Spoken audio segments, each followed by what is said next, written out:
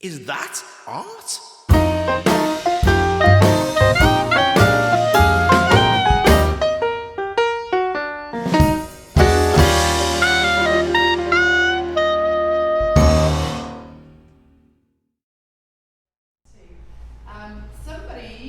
A few people who've managed to create value with art for themselves and for others are the four panellists today. So Thank you. I think you're best introducing yourselves, guys, so I'll leave you to it. Yes, Simon? thank you. No worries at all. Thanks. Hi, everyone. Welcome to this debate. We do want to kind of highlight both sides of the argument here. And it's not necessarily that I'll always be saying what my actual opinion is, but I think it's really important with these things just to really bring in both sides of the debate so we can actually get a balanced opinion on things. So the debate is being recorded. We're going to put it out as one of our podcasts. Me and Paul have got a podcast that we record whenever we get the time to, which isn't very often at the moment. It's called Is That Art? So if you don't want to be on the recording, if you say something and you're like, no, I don't want to be on the recording, just tell us, because otherwise you'll end up being uploaded to the cloud and being scraped by AI and used. So I'm Simon O'Rourke. I'm a wood sculptor. I actually graduated from here in 2000 on the illustration degree. I didn't end up doing illustration. I ended up becoming a wood sculptor. I've put here professional scatterbrain. I've got no idea what I'm doing half the time, but I've been able to make a living from my art for the past 18 years full time, and now it supports myself. Paul is an employee. He's also an artist. He's a wood sculptor as well. So he helps me out on the projects. So it's become a business, and then it becomes really difficult to kind of separate that business from the art sometimes. So we have got a panel of people here with opinions for and against. It'd be really interesting to get some of these points out there. So on our panel today, we do have an award-winning photographer who loves nothing more than messing around with fluids in dark rooms. I'll let him introduce himself. Cheers, thank you. What an introduction that was, crikey. I'm Raymond Jones. My business is called Raymond Jones Images. I'm a multi-award winning commercial photographer. I specialise in business branding and high-end food photography. I've been doing photography since 1984. I was given my Polaroid camera for Christmas for Mum and Dad, and ever since I've been dabbling in photography.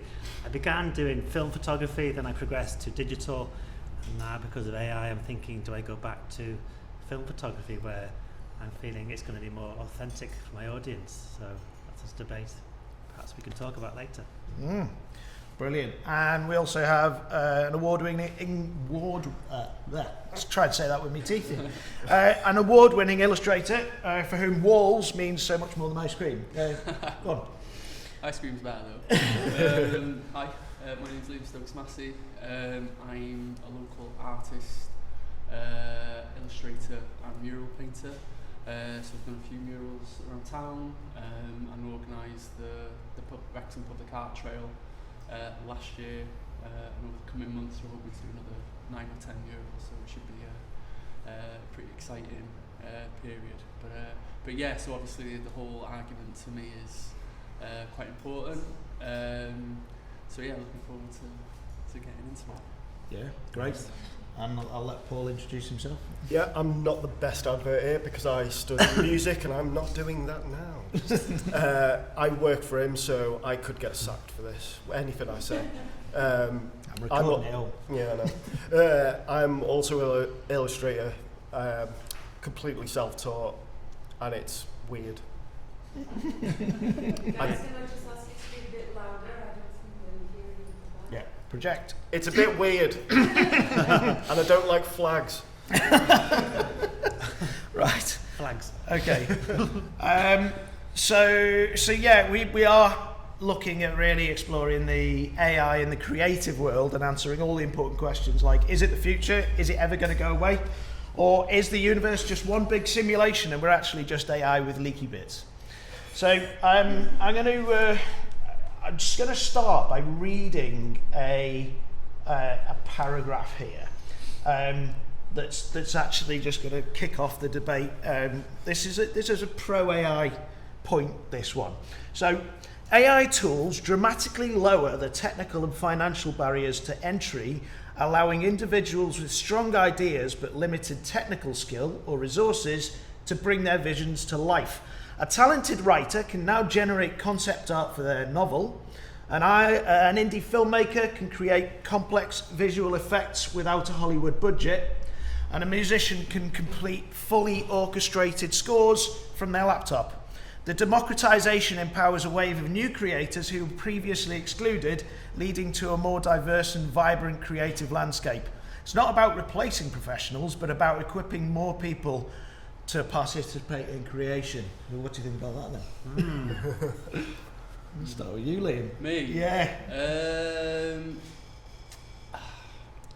I'll just say straight up that I'm purely functioning on vibes right now. My vibes are like, as a creative, having seen the what the democratization of the arts has done to various professionals that I follow online, I know in person, people who've put a lot of time, decades sometimes of energy, to accumulate the knowledge and the know-how to be as good at what they do as they are, to see it's very. I'm also conscious as well, sorry, that I know this is, I feel that this isn't going away. It's like Pandora's box, you can't put it back in. It's here, so I'm conscious that I'm going to sound like, I don't know, someone who's just like banging their head against the brick wall maybe, who's like in the face of progress. And I kind of accept that, but I just really struggle with it. I struggle with it. I feel that, it's, when someone creates in this particular way, they're not, in my eyes, they're not really creating. Like, whatever's produced is the cumulative work of everybody who's come before them. The programs will scrape the internet for, like we saw it like earlier this year with Miyazaki. Like people were creating memes in Miyazaki's unique style, and I think like even he said like it's an insult against life itself, and I kind of it's kind of a I think I'm on that side. Sorry, I waffled a bit then. I apologise. No, that's fair enough. It's interesting, isn't it? I think that statement to me is like AI is kind of equalising all our talents. It's making all of us equal when we're not equally talented in life. Does that make sense? Yeah, absolutely. We have skills, and that them skills are here. Yet AI is diminishing them skills. It's making us all monotone. Yeah. Does that make sense? Yeah, absolutely. The best way I heard somebody describe AI recently was, the way I came up with how to describe it was, if you take plasticine, you've got loads of different colours of plasticine. What happens when you mush them all together? They go brown. So it's like AI has become this massive lump of beige. Yes. And I think even though that's kind of striving to go, but you've allowed these creators who didn't have the ability or the means or the skills to produce something to then produce something. But actually what you've done is you've just allowed them to create something that doesn't have that particular sort of, you don't get the unique, you don't get the soul in it that you would get in a piece of artwork. So that it's a really interesting argument. Yes, it is. But like you say, it's like, should we accept that it's okay to equalise the playing field? Yes. and how would Hollywood actors feel about that. But it feels like my skills are being taken away by somebody on the computer Yeah. who doesn't know what they're doing. Mm-hmm. But they're producing work which is kind of equal to me. Yeah. But there are flaws in their work. But eventually them flaws will disappear. Yeah, and this is another interesting point about AI, how Yeah. far it's going to go with learning. Yeah, it's terrifying, isn't it? I agree with you. Just like various STIs, this isn't going away. we can use herbal remedies, but enough about my past. But yeah, as someone that's always like from when I was a musician and like composing to like now creating like illustration work, I've used emotion with everything I've done, and nothing I've seen AI do so far can, like the whole Beige thing, it's just it doesn't have a feel to it. If it gets to that stage, that's friggin' terrifying. Except for what South Park used it for, because that was genius. Yeah. I've never seen anything like it. But So this kind of raises another point where I'm sat there thinking, oh yeah, I'm purely thinking about my artwork, my illustration, my sculpture or whatever. It's going to be more difficult for it to come for sculpture, in a way. Although there's some really clever CNC machines out there now. Yeah. You were We've saying, seen them yesterday. They were quite, just wow, mind-blowing. insane. Creating marble and wood sculptures from 3D models. But I think this is a whole thing where I've been using AI to like write business plans and things like that. I've kind of gone, I haven't quite got the time to do this right now. So, but if I was coming from the point of view of somebody who wrote business plans for a living or helped people with business, Yes. actually, what am I doing there? It's doing actually the work, same yes. thing, isn't it? Yeah. It's You're doing them out of work. Yeah. yeah. Exactly. So I'm You're being actually selective. going, You're do being you know, selective. yes. Yes. So yeah, is it selective use of AI is okay, or have we got a moral issue here? Yeah, it's interesting, isn't it? It is a very interesting point. So there's another point here. The debate shouldn't be limited as to how AI affects existing jobs in illustration or copywriting. Its true potential lies in creating entirely new genres of art that were previously unimaginable. So think of interactive films whose plots and visuals adapt in real time to audience emotion, music that dynamically composes itself based on a listener's environment, or living digital sculptures that evolve over time.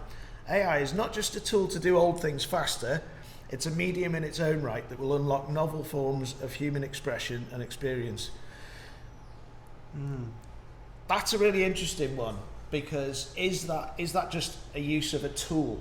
Because at the end of the day, it's like I've had this I say this argument with people. I use a chainsaw to sculpt with because it's quick. yeah. We use calculators to do maths for us because it's quick. Am I utilising that tool and still being able to put myself into that piece of artwork? Yeah, I am, because it's just a tool at the end of the day. Yeah. The output is what I'm aiming for, and to convey something that is in me to somebody else. Does it matter what tool you use to get your artwork in the end, or this does is it it. dilute your signature Yeah. art? Does that make sense? Yeah, exactly. Yeah. So yeah, what do we reckon about that? Like I could create a lot of my work digitally.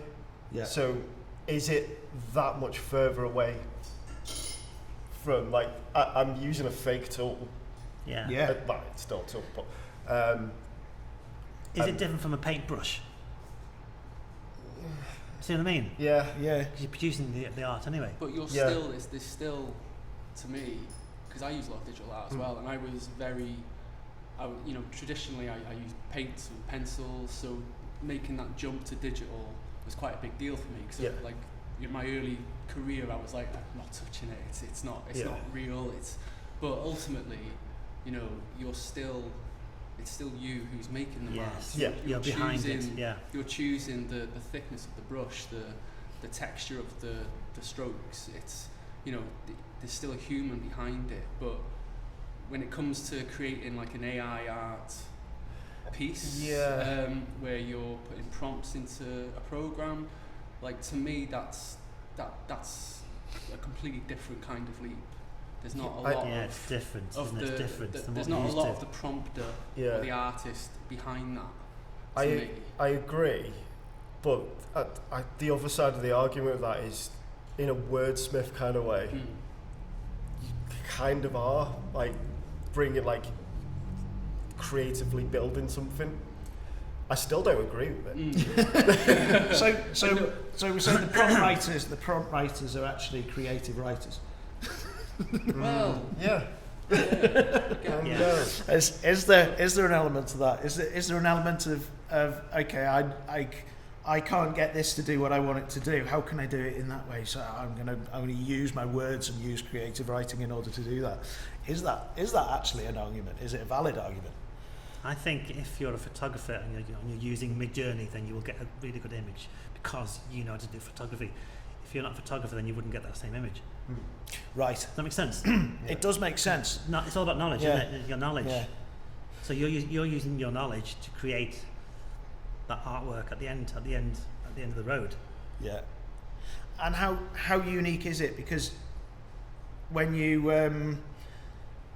put in a prompt, you can put in exactly the same prompt and find that it creates a completely Different result.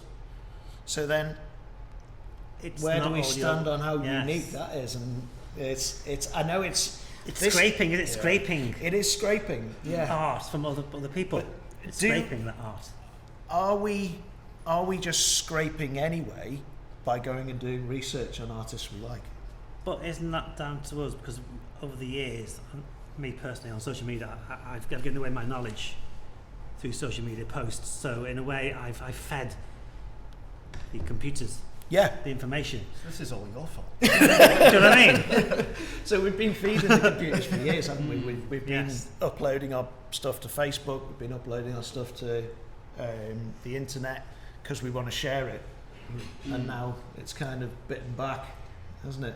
Yeah, we're being bitten back, aren't we? In a bad way, really. but yeah, but it's like, again, to me, like, as I said, I'm completely trying to remain balanced as I can, but I am against it. Yeah. That's fair enough.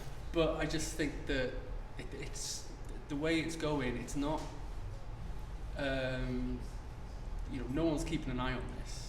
Like, it's kind of. It's just happening now. Yeah. It's like there's nothing we can Unpoliced, do. It's unpoliced, ungoverned. Yeah, there's no regulation there, is there? yeah. It's like social media. There's no No, and the- regulation. Yeah, and Although this, social media is changing now, isn't it? It's being Yeah. regulated slowly. Slowly, Yes. but it's still. How do you regulate AI? that's How can you it. filter it? You almost can't. Well, actually, there are things you can do. Yeah. Sorry. Yeah. There are things you can do. So we've got to speak louder. Okay, right, sorry. Just try and reach the back. Oh. So I think one of the things we're going to have to kind of move it on to the next bit, which is obviously what we're all in favour of.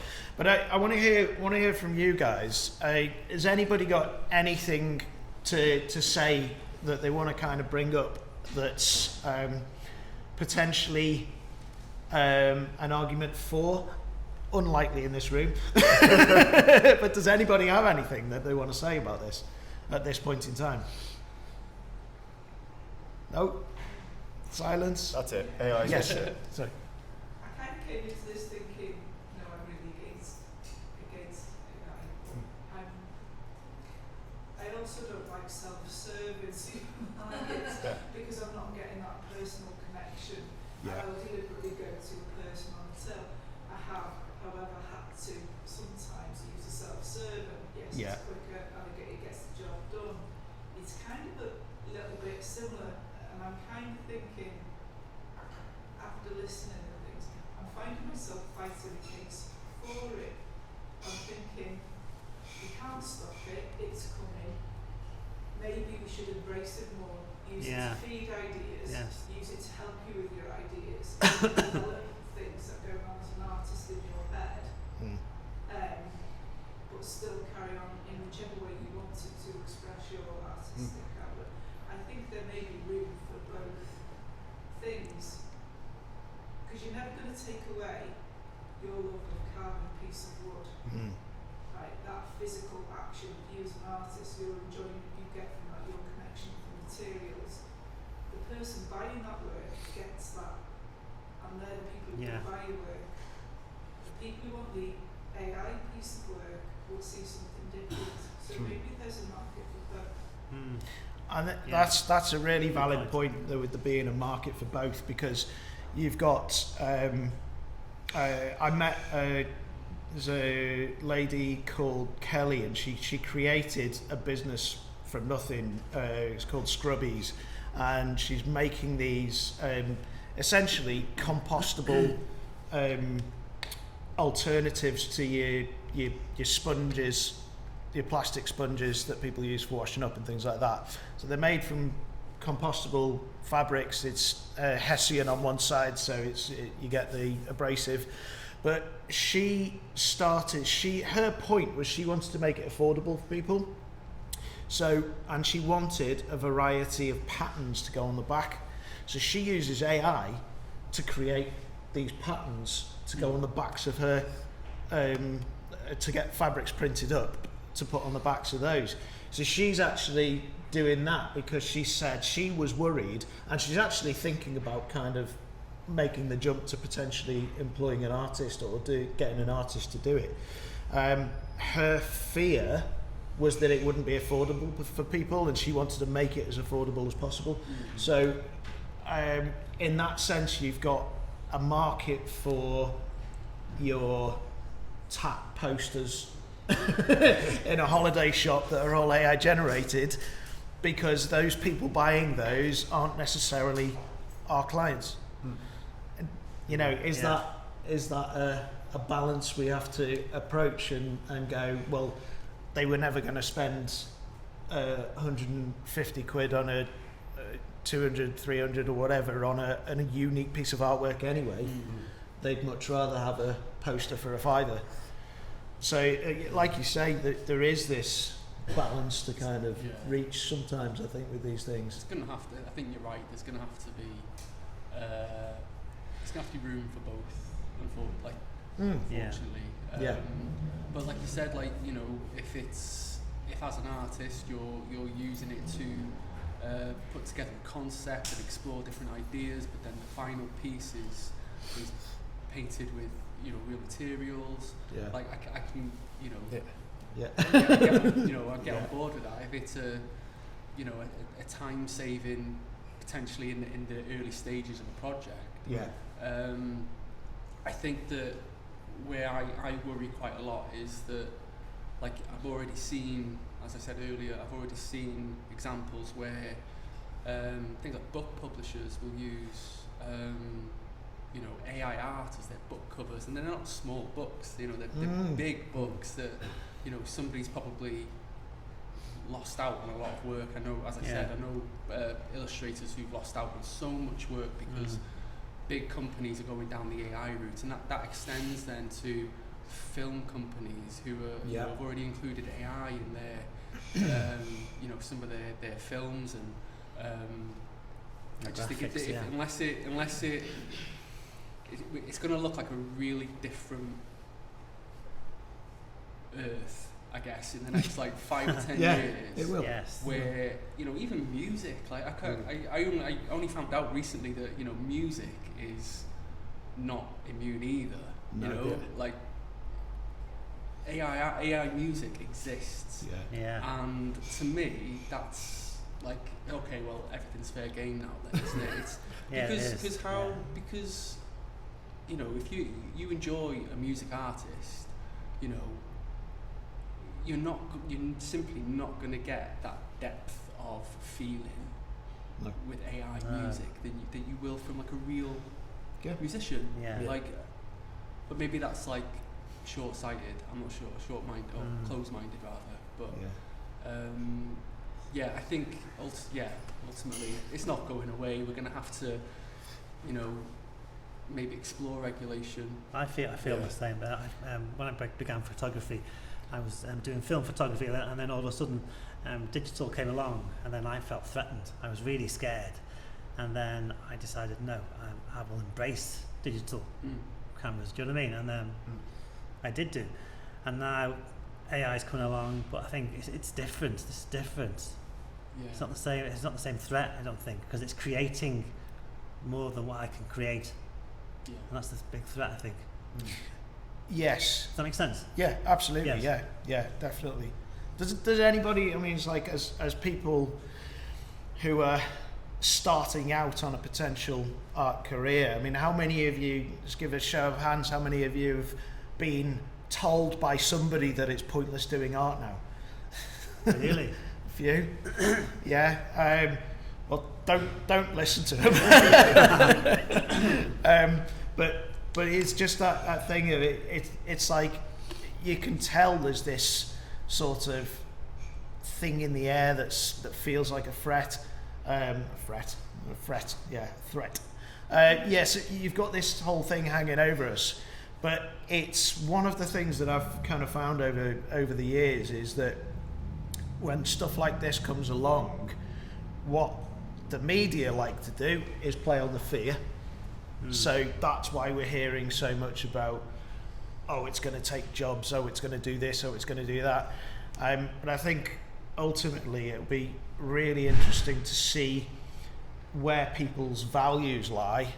Like you say, with film producers, with book producers, you can tell if they're using AI images instead of employing an illustrator, what they're doing is exposing their core values as being, we just see this as a product and we don't really care as long as it sells. Yes, good point.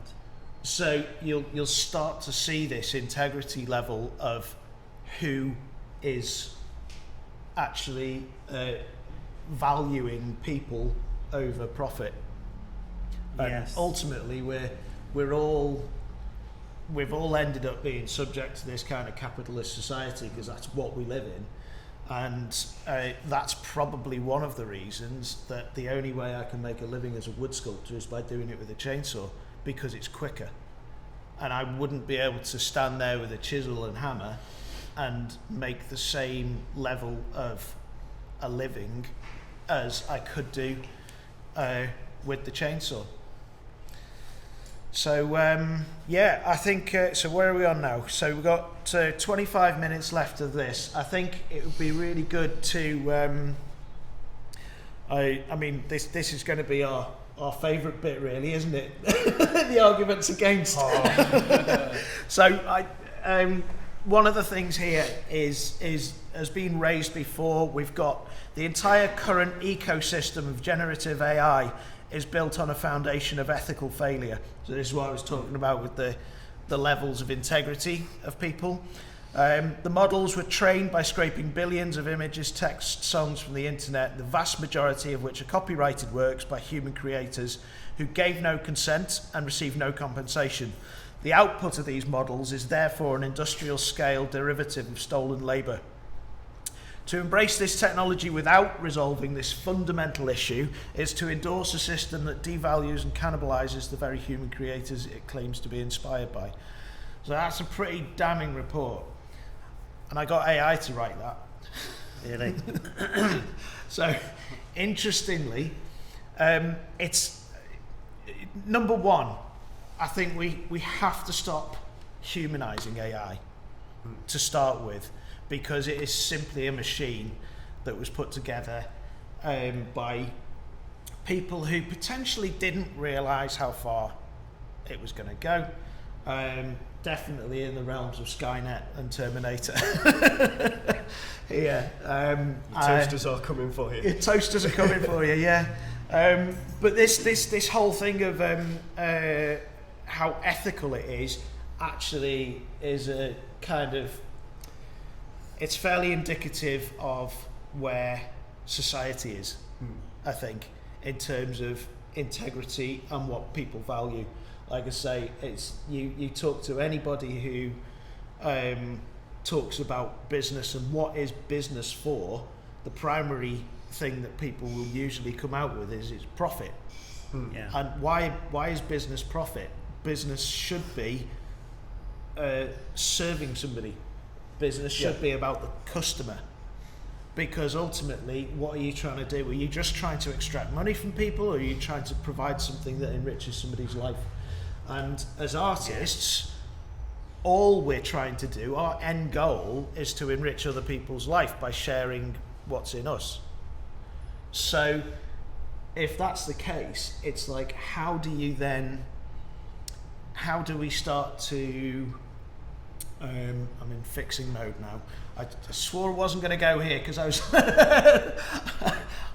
I automatically think of ways to fix things, and that's not what this is about. We're just raising debates. But it's like, how do we kind of, as artists, stand above that and say, yeah, it's here, this is what's happening, but you know, this is real art created by a real person. Yeah, where do we stand on that? Yes, interesting point, really, isn't it? I need to think. That's all right. None of us got any Mind-blowing, words now, but it's like what we wanted. It's shite. But how do you copyright AI art if it's scraped from everyone else? How can you copyright something like that? It's You very can't, good can you? point. No. Because it's everyone's work, Yeah. isn't it? But how do you tell whose work's been taken? That's a good question. I think there are things happening at the moment. So I did pull up some stats on how is there a way to stop AI using art, particular artists. So essentially, there's a few lawsuits happening at the moment. There's some major lawsuits like Getty Images versus Stability AI. There's a class action lawsuit brought by artists like Sarah Anderson, progressing through the courts in the US and the UK. So it's the legal definition. They're forcing a legal definition on whether AI training constitutes fair use, as most of the tech companies are claiming, obviously, or mass copyright infringement, as the creators claim. So the outcomes of these will set precedences. So there is stuff going through the courts at the moment, and that is happening right now. New legislation is coming out, which is really nice to see. Governments are no longer ignoring it completely. There's an EU AI Act. It's a shame we had Brexit, isn't it? Yeah, it is actually. That's implemented transparency rules requiring AI developers to disclose copyrighted material used in training. So similar legislation is being debated in the UK and the US, which could shift the entire system from a scraped first, asked later point of view to one requiring explicit consent, which is going to be very, very interesting. So it's what you've got to fight it is you've got things like data poisoning. And there's ways to embed data into images that can't be seen by the human eye, but will actually scramble images for AI. Oh, really? Which is really interesting. Yes. And there's a cloaking device. Really are in Star Trek times, aren't we now? Yeah. But there's a cloaking thing called something called glaze. It's invisible changes to an image's pixels. To a human, the art looks the same, but to an AI, it looks like a completely different style, which is very, very interesting. And that's designed to stop it mimicking a particular artist's aesthetic. And I think the key thing is that mimicking, isn't it?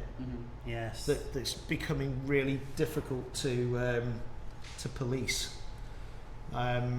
Mimicking, it's copying, isn't it? Copying. Yeah, exactly. Yeah. And I think I was saying to you yesterday, wasn't I, about when I research an image, if I'm doing an image, I'm automatically pulling from all the resources that are in my head, which are a little bit like searching Google or Google Images to get in, you know, and it brings us back to AI with leaky bits, doesn't it? It's, yeah. I think one thing, who reckons the genie's out the bottle now though and it's a bit too late? Is it? Personally, yeah. Trying to close the door after the horse has bolted. To sound like a pessimist, and I realise I've been probably proper doomsayer. But yeah, I think it is. Like the lady said at the front, I think going forward there needs to be some, you know, like regulation along those. You know, I'm sure those legal cases, hopefully, if they go the way of the creatives. You know, that will serve to have a positive impact on that. But I just think that, yeah, I mean, sorry as well, one thing that's not been touched on is the environmental effects as well. I don't know if you were planning to discuss that.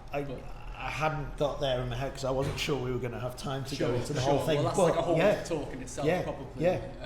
It's really, you know, really worrying. But yeah, it's.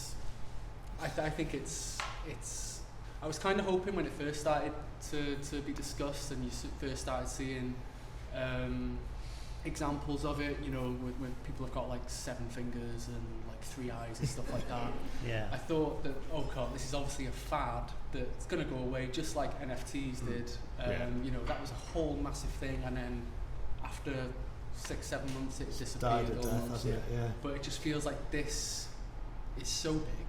It's just the beginning. And the amount of money that's being pumped into like data centers all around the UK and the US, or all over the world, and the players involved. You know, I think even like the UK government have kind of included it in their government policy, and I think that just says everything. I think it's going to be a crazy 5-10 years. I think it is. Yeah. I think things are going to change. I think it may be even. I think the downfall of the internet, because I'm thinking if AI takes over all images, then people will turn off the internet. They'll think, just leave the internet alone. Just you can't trust what you see anymore. Yeah.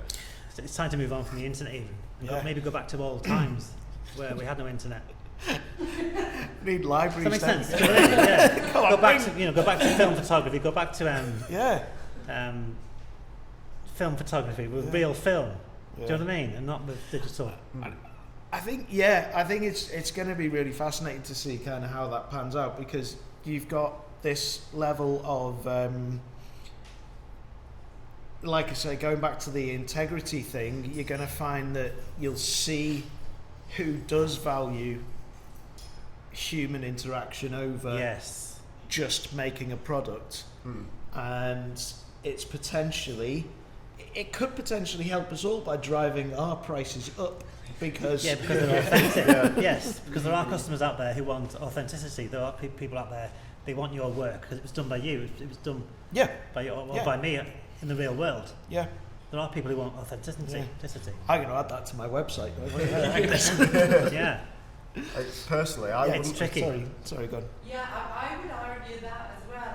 That's an interesting. So, unfortunately, I'm not clever enough to be an artist. I'm just a muppet who buys your stuff. Yes. And I gotta say, for me, you touched upon it, Simon. You said, in the world of AI, everything is beige. If everything is beige and more of it is coming, then surely the colour will start having more value. And you guys have got the colour. So when I'm buying stuff, I buy your stories and everything that goes around it, the potential value in your work for somebody who buys this stuff. Isn't there perhaps an argument that prices could rise, as you mentioned? There could be potentially more value in that work. Yeah, good point. Good point, Simon. Yeah. Yes. Sorry. Oh, sorry. Just because I saw on something the other day that there was, I think it was like a Comic Con, and there was someone there who has a load of AI art, Yes. And it's like, so it is like supported by the artists, by people you know creating these events and stuff who are aware of it and don't want it Yeah. in certain situations. Yes. You also are talking more in terms of art in AI, so AI creating the art. Do you not think it will help artists create more art when they can use AI in more academic things in terms of writing paragraphs to explain the art and writing more about the art, and then they can create more art themselves when the AI is Helping them, talking yes. about it Yeah. for them, and then they don't have to do like bios and stuff for other companies, or for example I support artists on my website, and then I know a lot of artists use AI generated bios because the AI knows everything about them, but they've got more time then to generate their own art when AI is supporting them in the back end. Yes. Yeah. Good point. That's a really good point. To flip that on its head, I can just see a group of copywriters having a debate and saying and saying about, oh yeah, it's much better that we can just grab our art and then we can focus on what we do best. So it's a really good point for. But in a way, doesn't that dilute your artwork? Because you've used AI in that sense. That isn't you thinking that way, is it? It's a machine. Yeah, is it a machine? Because I've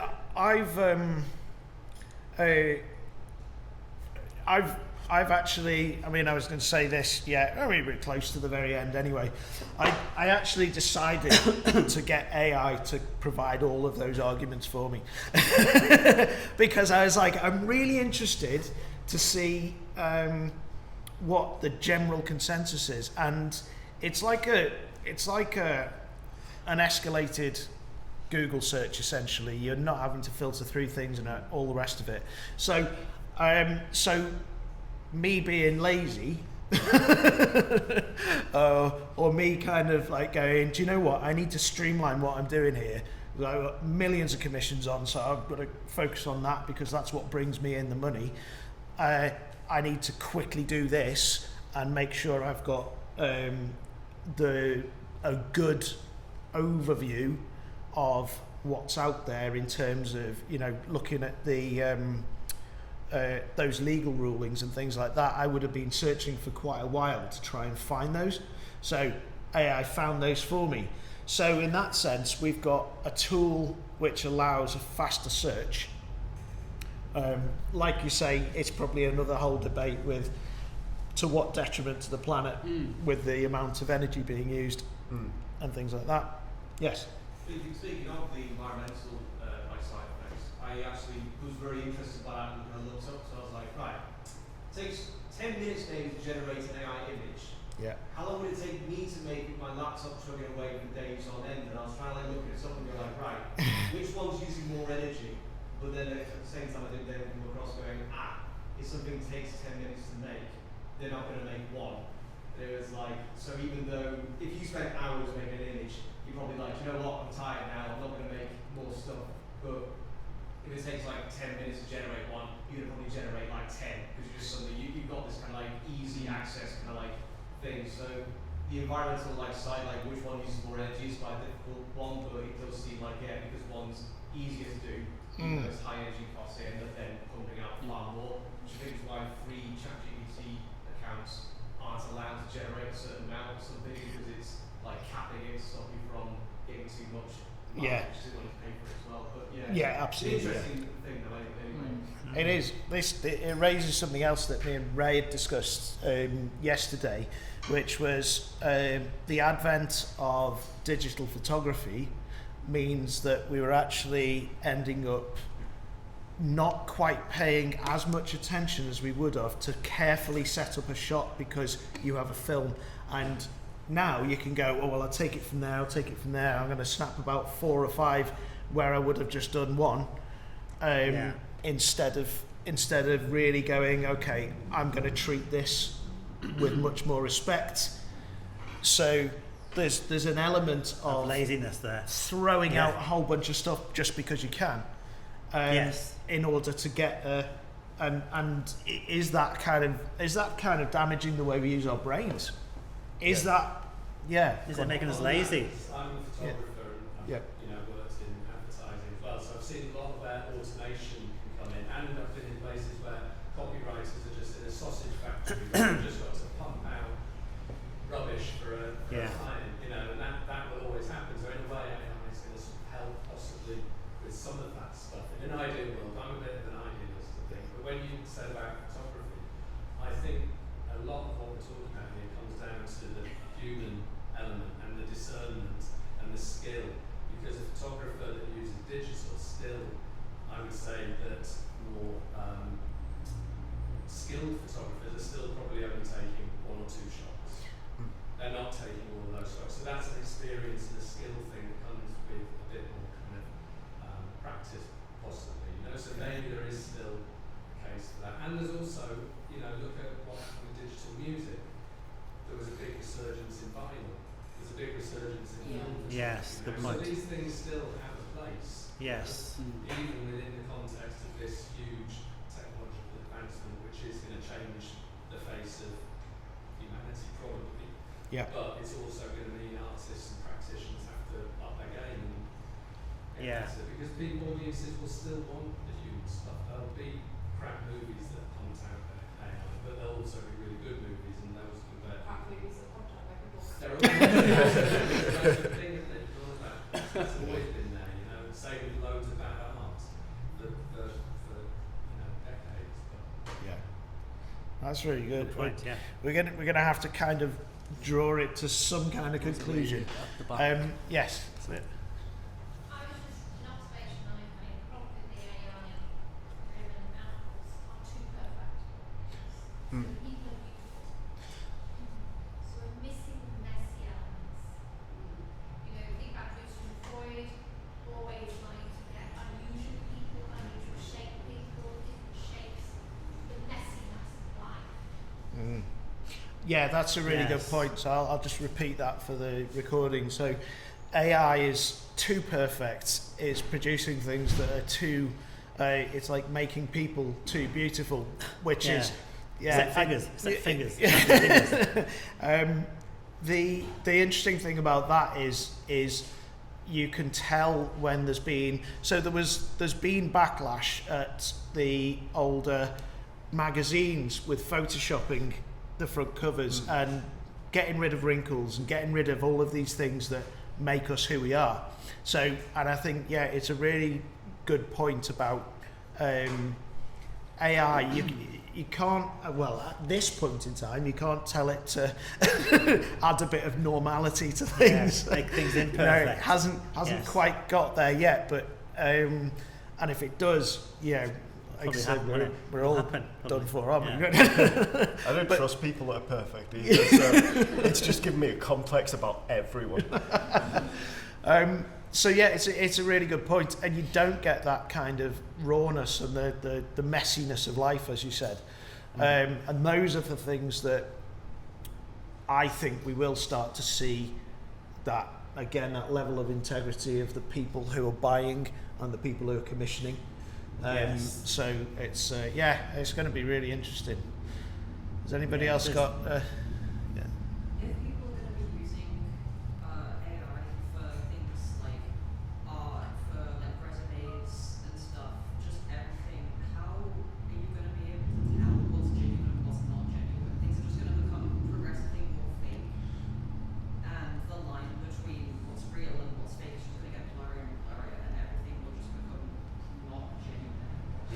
Yeah, that's a really good point. So using AI for things like the copywriting and the resumes and all of that kind of stuff, it's a really interesting point about us artists using it for that, because when I've sort of tried to get AI to write something for me about that, I've read it back and I've like, oh yeah, it sounds all flowery and wordy, but it's not me.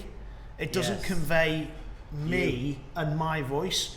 So, and I think that's another thing about everything becoming kind of this one way of speaking. You get it's almost like monotone. Everything's the same, because it's amalgamated everything from the internet that it's found that sounds like a bio or that sounds like a statement, an artist's statement. It's just mushing it all into one. I think because of that, AI, especially in art,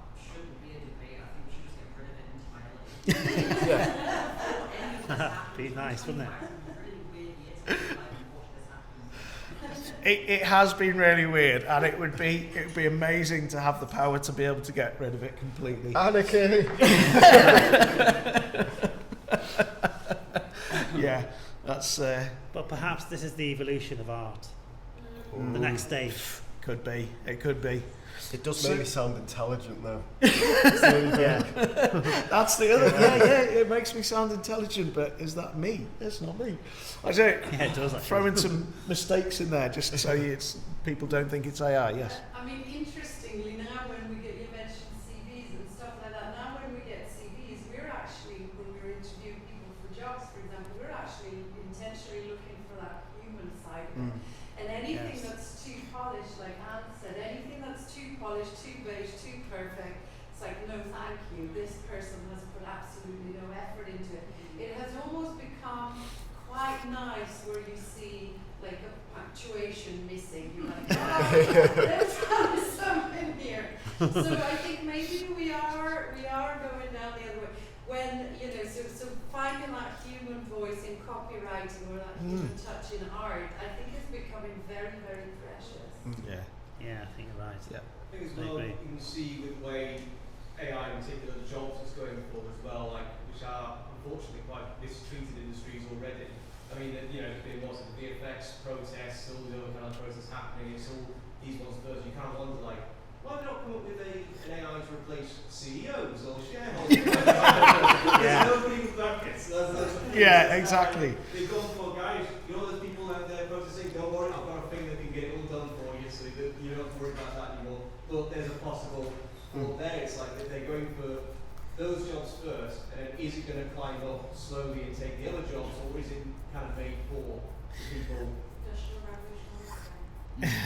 Weaponize AI. Yeah. Amen, CEOs. But the big argument though is it is making medical breakthroughs, and it is making medical breakthroughs. stopping a lot of people get cancer. Yes, yeah, that's a very good point. Yeah, I think, yeah, with the whole sort of CEOs thing, unfortunately, the money that's being piled into AI is by companies with shareholders and CEOs. So I'm not convinced we're going to see a kind of change there. This is coming from someone that runs a company. Exactly, yeah. I've had to become all corporation-y and but it's really fascinating how I've found that world of business and trying to maintain integrity and you know, my artistic integrity, but still be able to make a living. That's been a really interesting and fine balance to try and achieve, really. And I think that's something.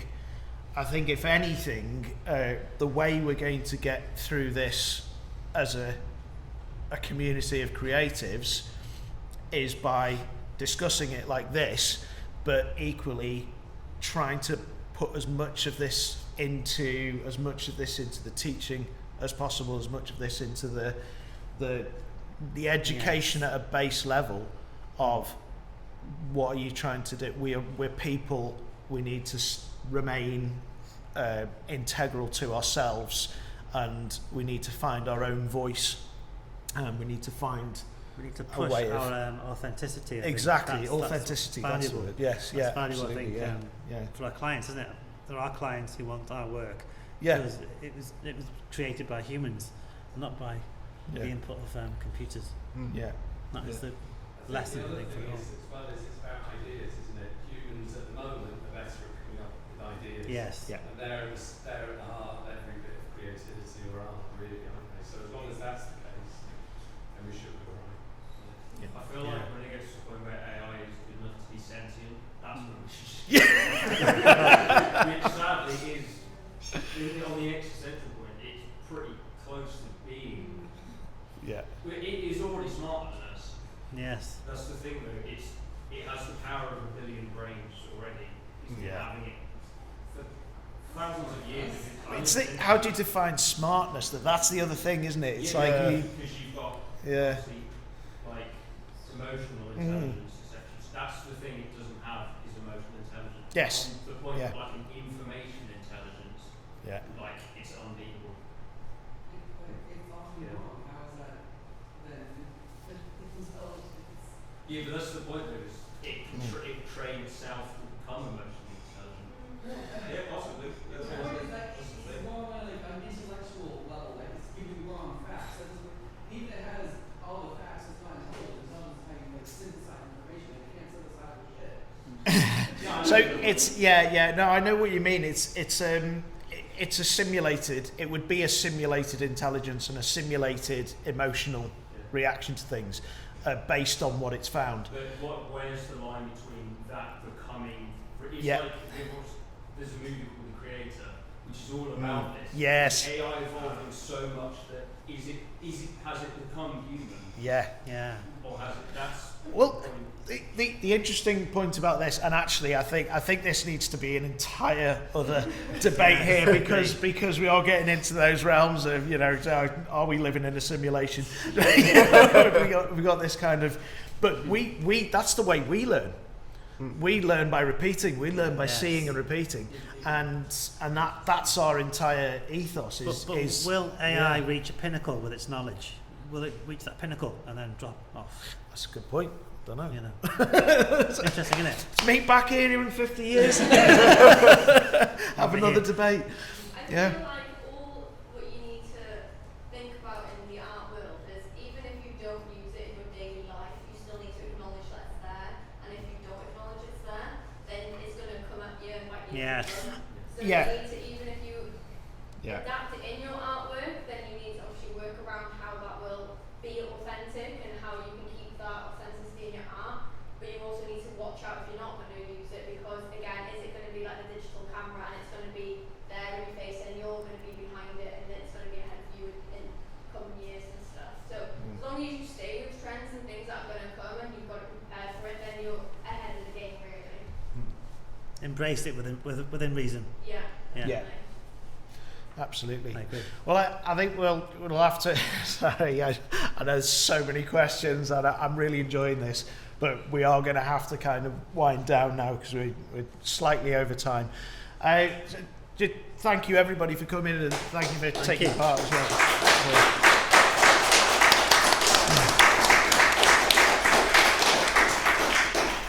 Wow, thank you to the panel. Brilliant. Thank you everybody for coming. We are hoping to kind of develop these as well, maybe take them to a TV studio in our media centre and all sorts of other things. So thank you for being on the panel. Really Thank you all guys for being here. If you can scan that code for us and fill in the form for us, that would be great. Otherwise, I hope you found it somewhat useful, and we'll see you at our next event. Thank you very much. Thank you. I didn't make a single Prince Andrew joke.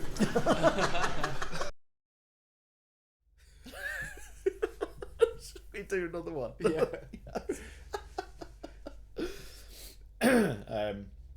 Okay, so outro start again. Well, that's it for today, so thank you very much for listening. If you've enjoyed the episode, then please leave us a review on whatever platform you listen or watch on, and if it's a nice review, we might even read it out loud. Join us again next time for more creative chat and discussion. You can join in the discussion on our social media streams, Is That Art Pod, on Instagram, Facebook and YouTube. Not OnlyFans. Not OnlyFans, definitely not. That's it from us.